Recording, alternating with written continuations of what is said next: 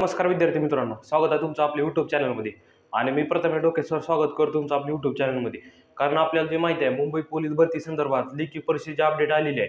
तुम्हाला स्क्रीनवरती तुम्हाला पूर्णपणे परिपत्रक दिसत असेल, तर ते परिपत्रक तुम्हाला वाचायचं असेल तर मी खाली व्हॉट्सअप ग्रुपची लिंक दिलेली आहे. त्या व्हॉट्सअप ग्रुपवर तुम्हाला माहिती बघायला मिळेल. तर आता आपला सांगण्याचा मुद्दा जो आहे तो पोलीस आयुक्ताचं पत्र आहे. पोलीस आयुक्त कार्यालय बहुमुंबई या ठिकाणचं पत्र आलेलं आहे. आणि मुंबई पोलीस भरतीच्या लेखी परीक्षेसंदर्भात जे तारखा दिलेल्या आहेत आणि त्या तारखावर कुठल्या कुठल्या शाळेवर कोणत्या कोणत्या शाळा आणि कुठला वार असणार आहे, त्या वारानुसार त्या शाळा रिक्त करण्यात आले, म्हणजे रिक्त करण्यासाठी खुल्या करण्यासाठी हे परिपत्रक दिलेलं आहे. आणि हे परिपत्रक कोणी दिलेलं आहे तर पोलीस आयुक्तालय, पोलीस आयुक्त मुंबई शहर नितीन पवार यांनी दिलेलं आहे. कारण हे चालू जे पोलीस आयुक्त आहेत आणि ह्यांनी सध्या हे पत्रक आलेलं आहे. आणि हे पत्र ज्यांनी टाकलेलं आहे ते गृह मंत्रालयाकडून पूर्णपणे सादर करून सही शिक्क्यासह आलेलं आहे.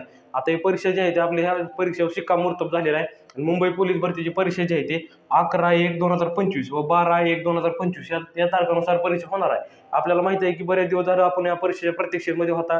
बरेच जण सांगत होते ह्या तारखेला 25 डिसेंबरला अशाच प्रकारे तारखा येत होत्या. पण मी तुम्हाला शेवटपर्यंत सांगत होतो मुंबई पोलीस परीक्षा आहे ती 1 जानेवारीच्या आसपास होण्याची शक्यता आहे, म्हणजे जानेवारी महिन्यामध्ये होणार. पण आता परीक्षेची तारीख जी आहे ती दिलेली आहे आणि ह्या 2-3 दिवसात ह्याचं पूर्णपणे आपल्यापर्यंत विश्लेषण येईल. पण मी तुम्हाला सांगत आहे की हे परिपत्रक आलेलं आहे आणि या परिपत्रकानुसार या तारखा ज्या आहेत ते सिलेक्ट केलेल्या आहेत. 11/1/2025 व 12/1/2025 ह्या 2 तारखा ज्या दिलेल्या आहेत त्या सरकारने दिलेल्या आहेत. आणि गृह मंत्रालयाकडून हे परिपत्रक पूर्णपणे सही शिक्क्यासह आलेलं आहे, म्हणजे मान्यतापत्र आलेलं आहे. आता ज्या ह्या शाळा ज्या असणार आहेत त्यांना वार रविवार असणार आहे परीक्षेचा.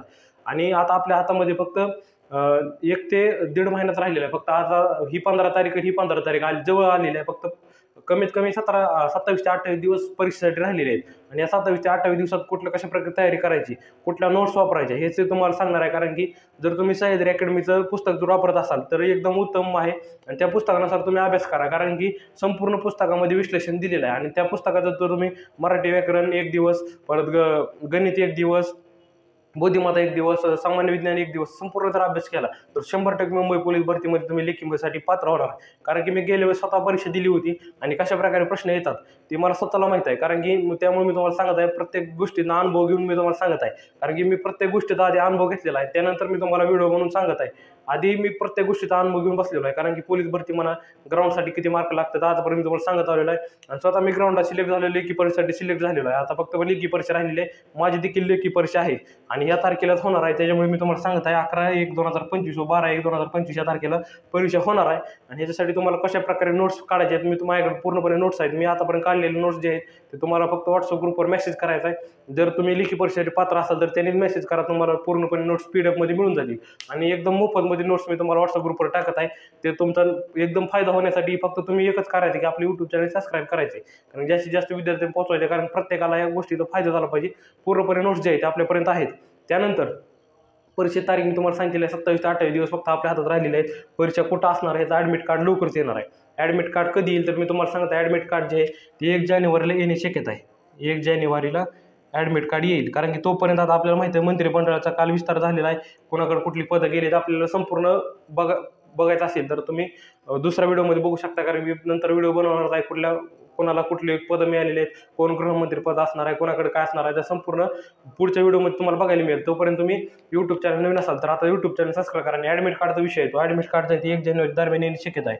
हे ॲडमिट कार्ड जे आहे ते लवकरच येईल. आणि ॲडमिट कार्ड आल्यानंतर आपल्याला संपूर्ण परीक्षेसाठी जायचं आहे.